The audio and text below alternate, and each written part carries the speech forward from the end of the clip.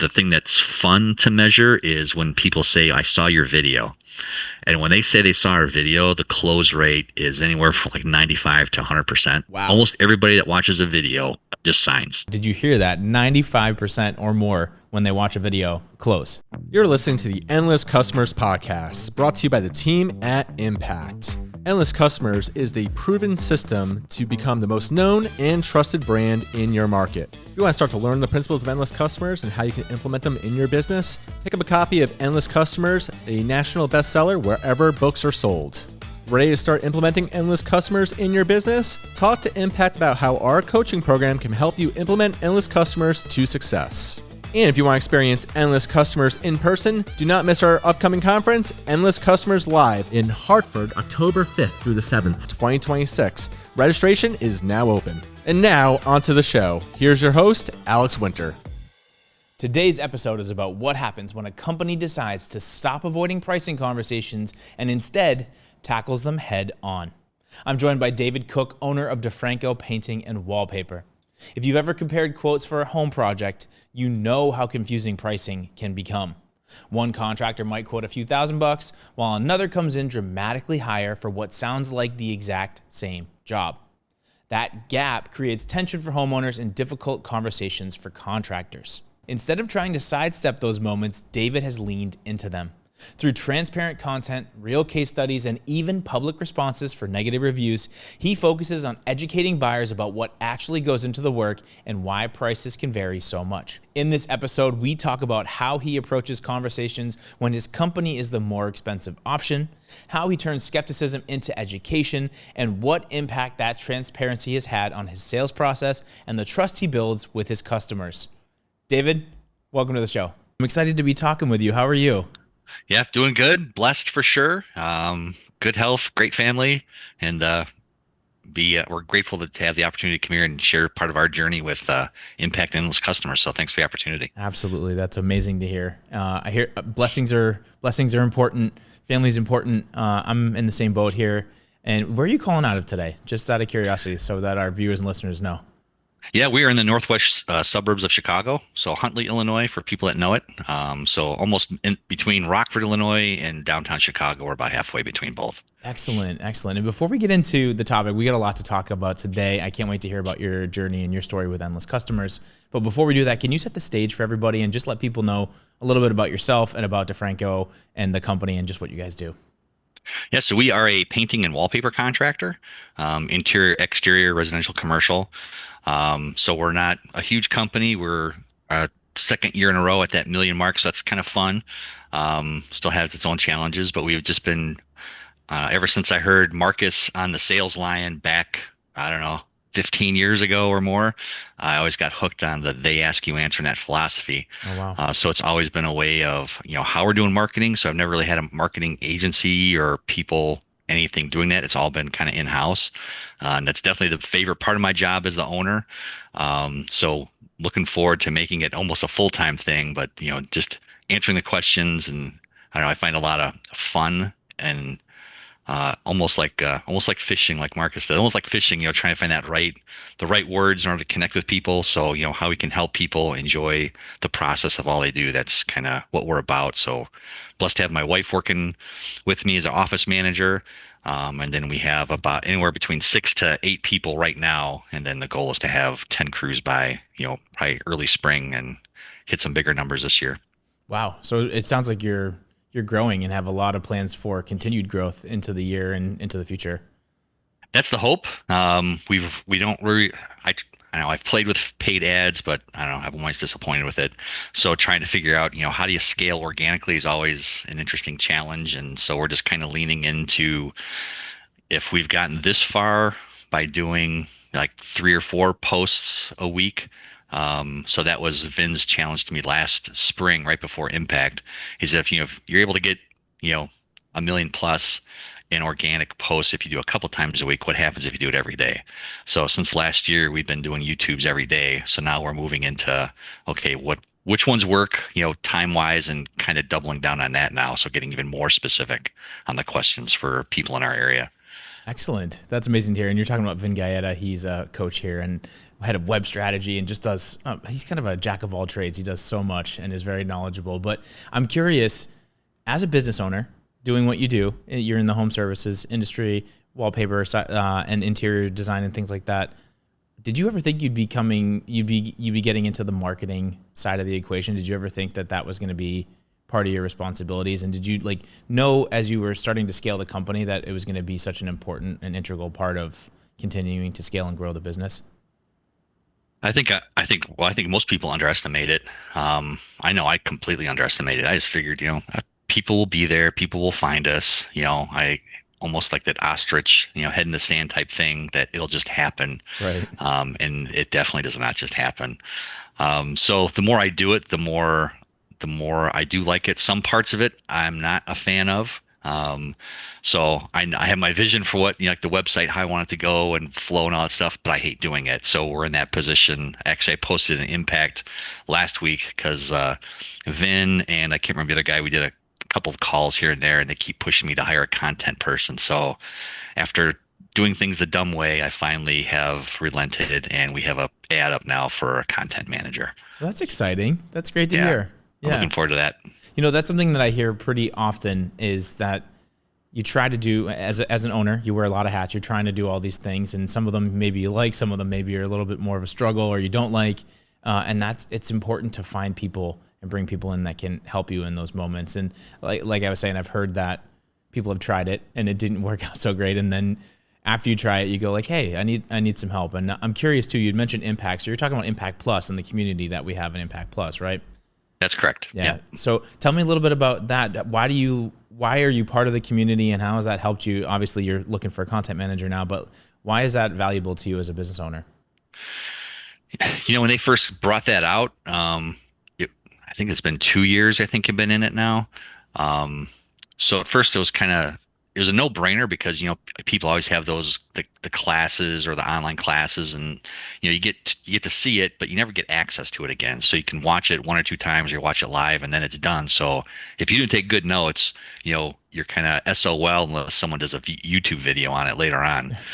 So I really loved the impact community part of it because it's aside from other business owners, all the coaches are on there. So you can post questions in the community part. Almost not as I would say it's interactive as like a Facebook thing, but it's pretty close because it's almost like you're our perfect customer. It's people with high intent, and they're all there to help everybody. So the community part, I love, being able to, sharing wins or concerns or that type of thing.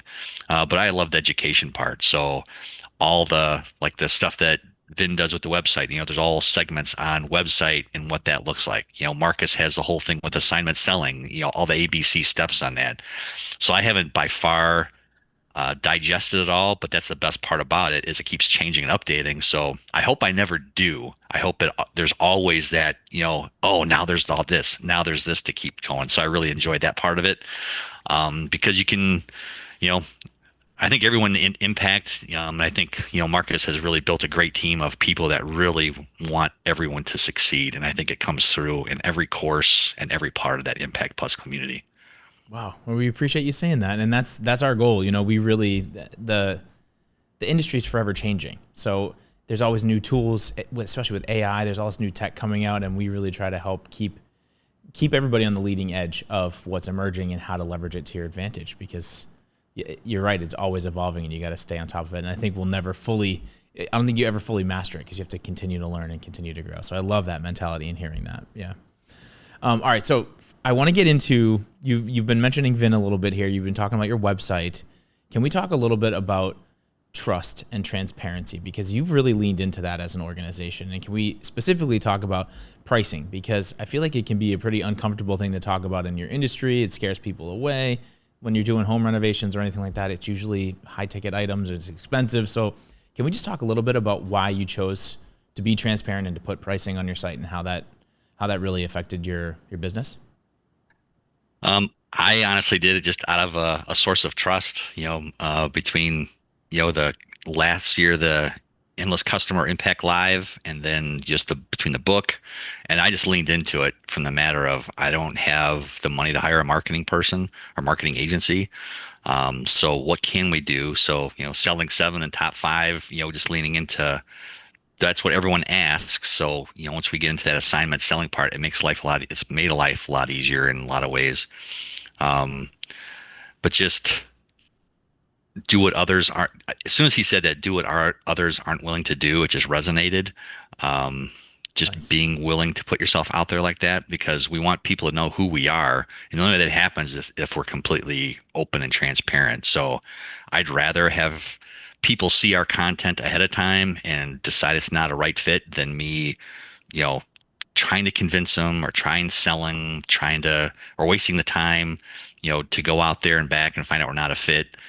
So we've really doubled down on that to the point where now we say we're the CarMax of painting. So here's our price. You can go on our website. You can use a calculator.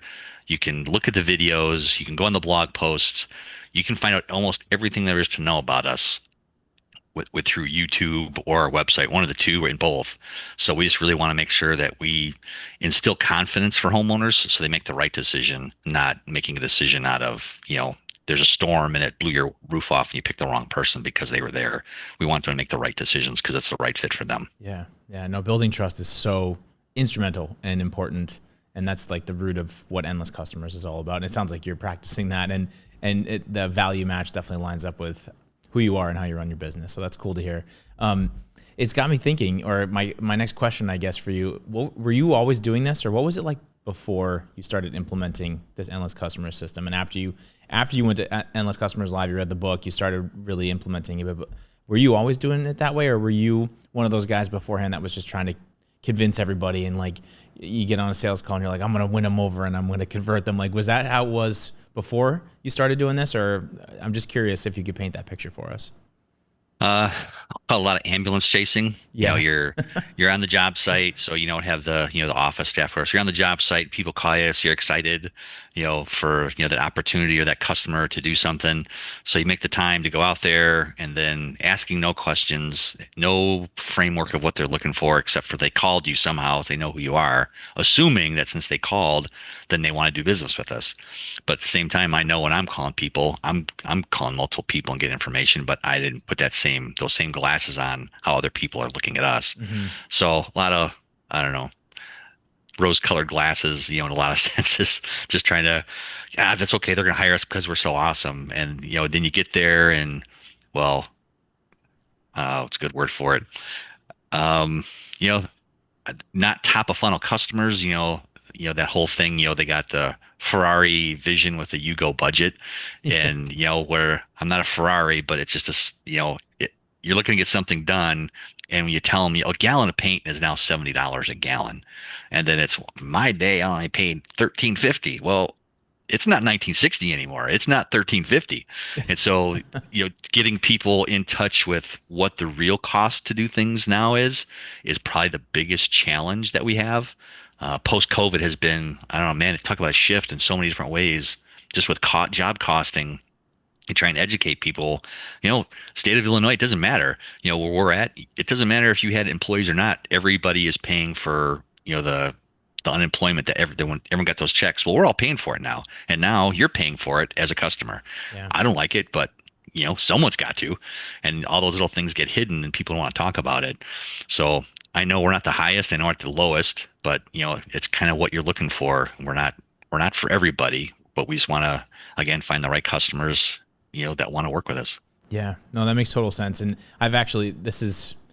it's good timing because I've done a lot of work on my own personal home. My wife and I have been doing renovations and painting and windows and all this stuff. So I'm just curious because I did this too, where like when you're shopping around as a consumer for this type of work, I get multiple quotes. I wanted to hear from at least 3 or 4 different vendors and try to compare and contrast, but there were some pretty wide ranges or gaps from like pricing where like maybe this is the top tier one and then the cheapest one, and there was like a pretty wide range. Why does that happen? And like, how do you help people understand, to your point, like why things cost what they do and why you need to be strategic about like finding value so that you're not overpaying, but also sometimes when you cheap out too, the work and the results are not so great. And then you end up spending more money to fix it. So like, how do you avoid some of those as a consumer, some of those issues, and how for you as a business, do you help consumers do that? I'll say it's one of the hardest challenges, honestly. meeting expectations or educating people on what the expectation should be, because everyone has a preconceived, my dad used to paint, my brother painted, I painted in college. Well, it's not the same. And I think it's for any trade. I can go do plumbing, but I'm not because it's awful. I can change out a light fixture, but I don't want to because I know it's not going to be great. So just trying to educate and this year was probably the biggest challenge we had with that. And we had best example, we did an estimate for somebody. They wanted to repaint all the trim in their house. So going from oak to white. And they just bought the house. And it's not a cheap house and it's not a cheap neighborhood. And you would go out there and I figured since it was a Google LSA, those are usually really good leads for us. And they've seen some our video stuff. So I thought for sure, I don't know. I was kind of ignorant on that. I foolish about it. I figured this will be no problem. So I didn't really spend much time seeing what their budget was at a time or nothing. I didn't send them any information. It was kind of a same day thing. We were slow, phones weren't ringing. So I just kind of was hoping, well, okay, I have answered prayer today for a lead. So we're going to go close this job.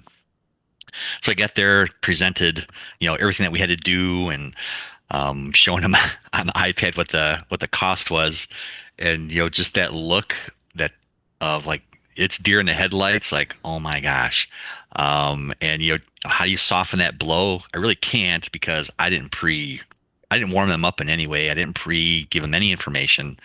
And they were I use AI all the time, but they were using online stuff that, it's not accurate in a lot of ways, depending on where you're getting it from. So they were using some website to get averages. Well, I don't know when the last time that was updated, but it wasn't even close. So we gave our proposal and it was about $20,000. And they just kind of, I said, we can do financing. And then we have, like there's some like loan companies we work with too that you can kind of help out. We use them for realtors, but you can use it for this too. So there's a lot of different ways to do that. I said, this is one of the things you do it once and you're done. You never have to touch it again unless you hate the color. So it is an investment in your house and it will bring value to the house. So if you look at it that way, it's a different mindset than just how much you're paying. But left it with them and I never heard back from them. And we were sending the email. So not Vidyard, but the whatever the other one is, the email with the videos. Oh, the one-to-one videos. Yeah, so we're doing the one-to-one video, whatever company that was with. So we're sending that, and then we started doing text video like follow-ups too. So quick 20-second video was sending by a text, text mail, quick video, send it that way. Nice. I found those have been pretty effective. And it was just nothing, and all of a sudden I get a Google review, and it's that person. I'm like, what the heck? And so she leaves a negative review about, stay away, they're scammers, they're just there for your money. Oh, geez. I had another company come out, and for the same work, it was $3,000, and they're already working on the project. And I don't know. I think I shared that in the community, and I was just happened to listen. I can't remember what video Marcus had about that. I think it was an assignment selling one. And so it was, and then you had the video, and I can't remember the guy's name. I met him last year. He does like IT work somewhere out west. He's got all kinds of, I don't know. It was overwhelming listening to him in all different ways. He had all these bots set up and all these different things. So it was really interesting because I was looking at both at the same time, like, okay, how can I use this as education moment, or how can we make some lemonade out of this? And it just clicked. So all the videos do work and the books do work if you listen to them enough. Let's just educate someone and turn it into an education moment. So I did a YouTube video, blog post, and then I took, those 5,000 words that you can respond to. So I took like 4,500 of them. And I just said, hey, thanks for letting me know. I wish you'd have called or told me, but, thanks for the opportunity and to help other people understand what it costs to repaint all the trim in your house. I took the whole scope of work and I put it into ChatGPT and summarized this, for a 12-year-old and put it in there. And then I put, this is how much material you're going to pay. This is how many hours it would take us to do it. These are the national adopted like timelines and processes and standards by the Paint Contractor Association of how long it takes to do like one door or 1 foot of trim, and this is how much you have. So I just broke it down item by item. So this is how we came to our number. It wasn't just random. It's metric based piece rate bidding, so it's a science behind it and there's math. It's not just what I think. So I'm happy you found somebody, but I fail to see how someone could charge $3,000 when material is 1,200. And I don't see how someone could do what we say is going to be 200 hours in a matter of 20 in order to come up with $3,000. I hope you found somebody. I hope it works out. Um, but that's why our price is what it is. And that's how I left it. Wow. Good on you for responding, because we talk about this a lot on the show and in general when we talk to clients and when we're at the event at Endless Customers Live. People tend to shy away from negative reviews. They almost do what you said earlier, the ostrich effect. They like bury their head in the sand and they almost don't want to respond to it. And you have to respond to it. You have to acknowledge it. And I really admire that you took the time to say like, hey, thanks for posting this. Just so you can understand, and you're still trying to educate, and you're using AI tools to help summarize and explain. So how did that, I guess 2-part question here. How did she respond to that, 1? And then 2, how did other people who maybe have seen this review, how did that like play out for you? I haven't heard anybody as far as the review itself. I haven't gotten feedback on that at all. Okay. But the YouTube video, however, I've actually gotten a couple of people that's called about it, No which I kidding. thought was interesting. Yeah. Different parts of the country. So I wasn't expecting that. And then I don't know, we probably had about half a dozen comments that are on there. And most of them were in a positive way of, they're going to regret it. It's going to peel. It's going to look like crap. And so all of them, it was from, she has no idea what she really got herself into. Um, it's what it is. Again, we're not for everybody. And, I don't want to force people to work with us. And, having that, I don't say power. It's not power, but confidence. Having that confidence that this is the price, and if everyone's secure in their pricing, and if you have not the reason, but this is what it costs based on X, Y, Z. So having that confidence of just being able to present what it is. I heard a great quote last week of market like your life depends on it, sell like you don't need it, and that just really resonates because this is this is who we are and what we believe and why we do what we do. And it's okay if you don't want to work with us. There's probably 100 painters, within 10 miles of us. It's okay. There's other people, but I want to make sure you get it done right. And the last thing you want is go to a cheap mechanic and you're fixing it again. Same thing with your paint job. It's what your house is. It's the finished product. You don't buy a brand new car in someone with a Krylon can. The paint job sometimes sells those cars Ferrari red. Everyone they want that appearance. So having the right finish and the right people to make sure it looks great. To me, that's what sells it more. Almost than anything else, it's going to be a great job. Yeah, absolutely. But I think also for you as a business owner, you clearly want to build trust. You're not just saying it. You really mean it, and you care about whether people work with you or not, educating buyers, being transparent, and helping them make the best decision, whether that's with you or with somebody else. And that's the definition of what Endless Customers is all about. So good on you. I really love hearing that and respect that. You've also mentioned, I want to get into this now. You've also mentioned video quite a bit, and I can see like you light up a little bit when you say video, and you're talking to a video expert over here. I love video as well. Can you just tell people a little bit about your journey with video and how it's helped your content and just what you're doing with the business? I'm still evolving with it. I listen to not just here, but other people, how they say with the videos, Donald Miller, I know it goes hand in hand with Endless and Impact and the whole they ask you answer. So between watching both your guys' theories, it's really interesting, that evolution, because I never know what people are going to click. I just don't. So I took a leap. I fought this one too. So I started using Opus Clip. Yeah. I don't know. It's probably been about 4 months ago now. And so now I've kind of flipped it of just every job site and every single estimate. So when I'm on estimate this morning, we were doing an exterior one in the middle of the snow, but it was, hey, we're at this job site, and I just take my phone and no scripting. I just roll. This is what we're doing. This is what we're doing. And then I show a quick video walk around of what it is. And then I come back. Usually I'm in my truck after I've done estimate. This is about what you can pay. And I put a range in there, what the cost is. If you're interested, give us a call. Here's our link in the description below. And I'm supposed to put it on Opus and put our SEO description for the YouTube one because it allows me. And then we just post it everywhere.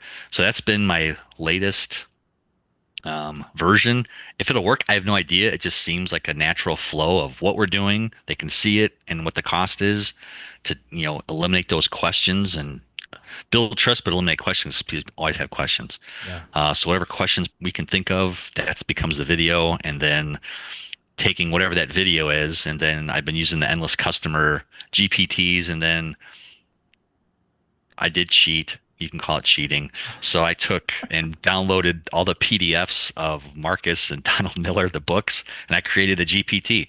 And okay, here's my marketing board of advisors on how to let's make the best SEO descriptions for every video. So every time I take the video, once I post it, I take a transcript, put it in there, give me the best SEO description for this one. And then I use the endless customer for the titles, and then post it and let it ride. That's amazing. So that's what I've been I doing. love hearing that you made your own custom GPT. That's so cool. And I think it's important for our viewers and our listeners out there to hear that, because I think a lot of people think of AI as like very tech and like nerdy, and people geek out on it, and it's for like very high level type technical situations. And it doesn't have to be. You can use it for your content. You can use it in any industry or business. And I love hearing that you're using it to help create your content too. And I also have to say, I think a lot of people also don't think they can do video because they don't have a video camera. They don't have the right gear. Again, getting kind of technical with it. Your phone is an amazing tool that you can use and create awesome content with. So I love that you're just going for it, and you're still pushing the envelope of being transparent, letting people behind the curtain, explaining everything, showing the price. I mean, I think that's a really great way or angle to talk to people and meet people where they are. So just really cool to hear all that. Yeah. Before the selling seven and top five stuff, it was always people buy, who they know, like, and trust. Well, video is definitely the most easiest way to do that. And we have two guys in the field. They want nothing to do with making videos at all, but they will do a silent one. So they'll do a silent one and they'll show what they're doing, but they don't want their voice to be heard and they don't want to be seen. So that's perfectly fine, because I can still do the same thing. I can do an intro, outro, and I can just do a voiceover on everything that they're doing. So it still works, and they can still have. They like it because it's still a bit of a pride and what they're doing. They just don't want to be shown, on social stuff. So that's kind of cool, as far as how they're kind of buying in at their pace. And I don't know, the tech thing. I'll tell you, I am not a tech person. I was an awful student. I passed, and I think I passed because the friars at our Catholic school were giving a lot of grace and mercy, because I was not a good student. So it's not as hard as people make it out to, and it's even easier with ChatGPT and asking how to do ChatGPT. So it's whatever you want to do with it. I find it really easy. I nicknamed mine My Buddy. So every time, hey buddy, I'm working on this. So my wife laughs and, okay, what'd your buddy say today? That's too funny. Yeah, you can nickname them. You can change their voices too. It was really interesting. My wife, I talk to my GPT and all the time, and it used to be a female voice. And we're going off topic here, but I have to tell you this. It was a female voice, and she came home one day, and I'm talking to it using the voice commands, and she was like, "Who are you talking to? Who is that?" And I was like, "It's GPT." And she's like, "I don't like that it's a lady. It's just weird." So I had to switch it. So now it's a British bloke. I have a very like English, like Michael Caine style guy now. That sounds very That's funny. studious. Yeah. So I do the same thing. It's an amazing tool. Yeah, and I love hearing that you're using it. So good on you.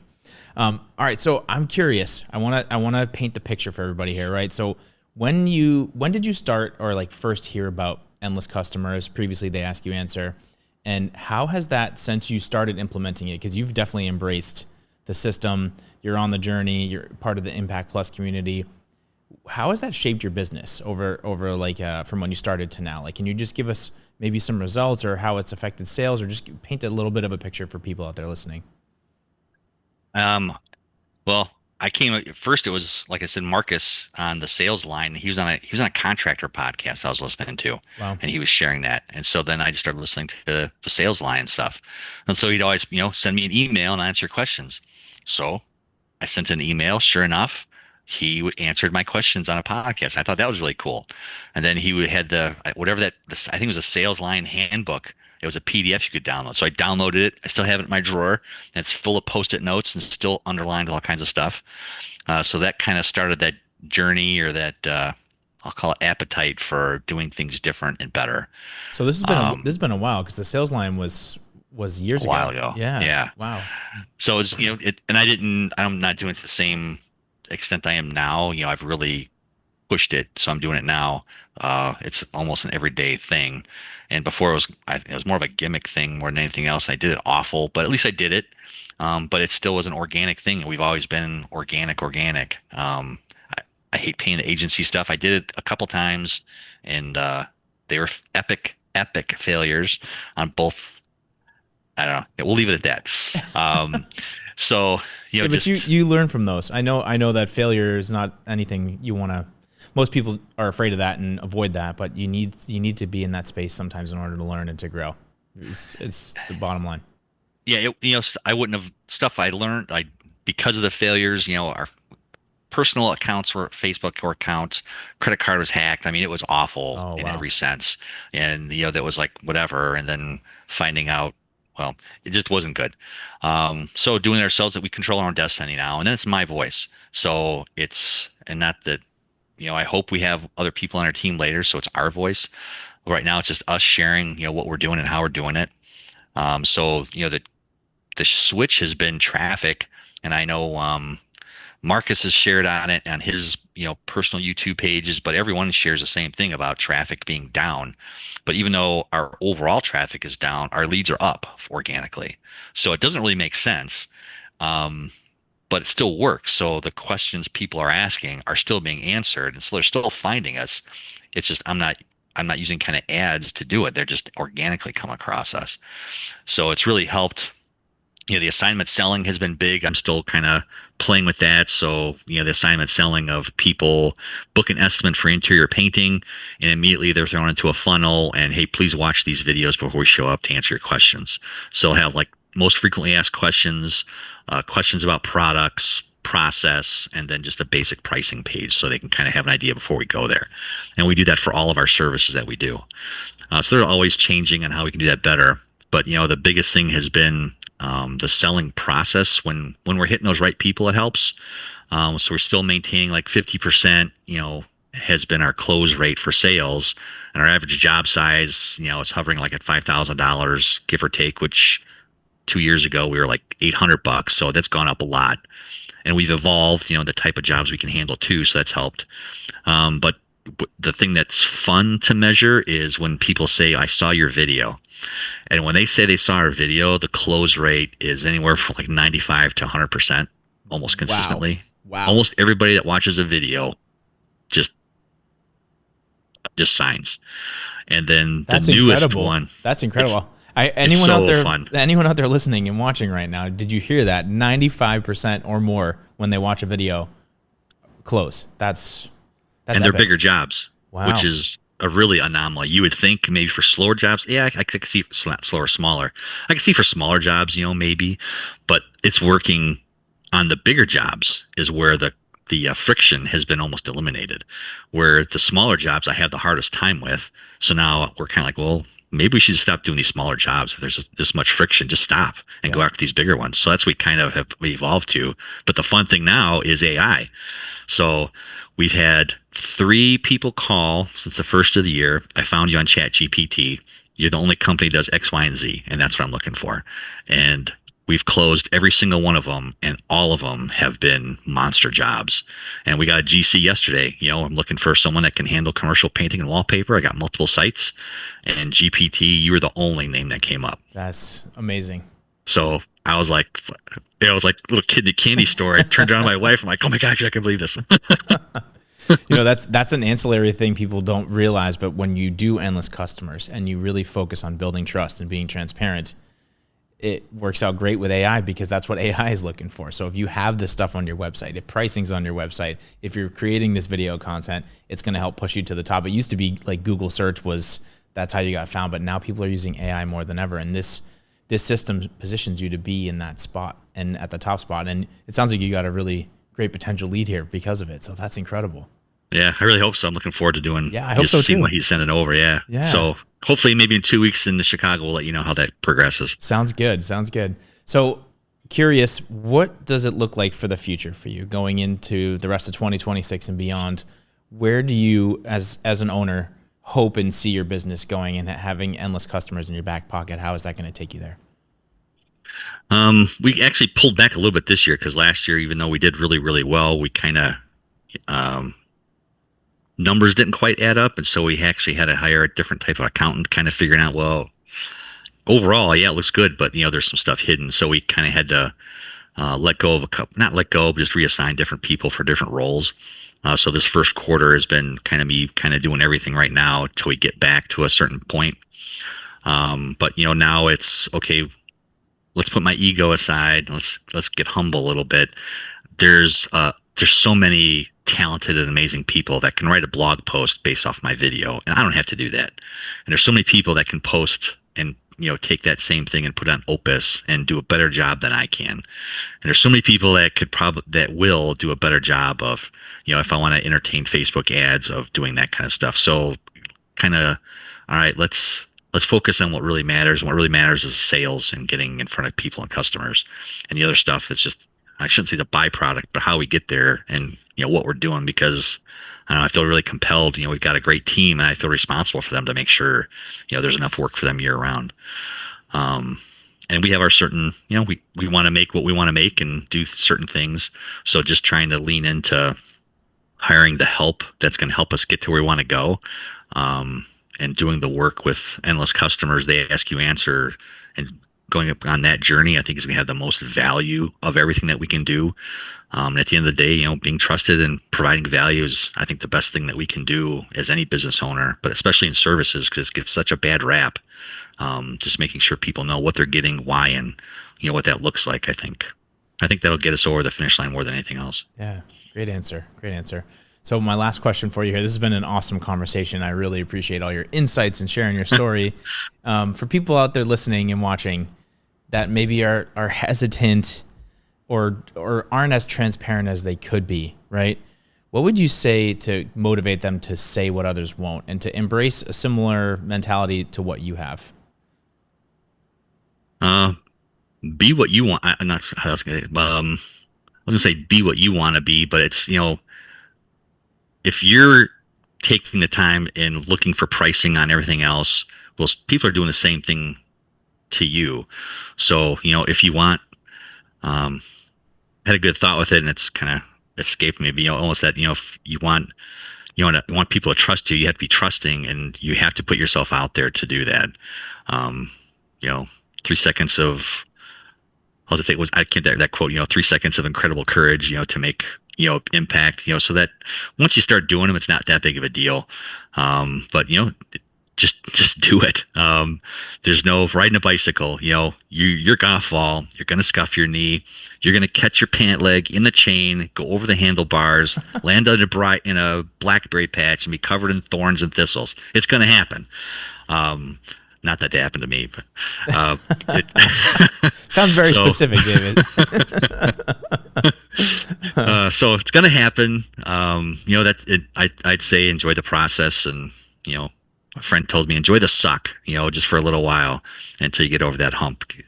But it's freeing once you get past that. Then it's just second nature. I don't say it's second nature, but just I don't know.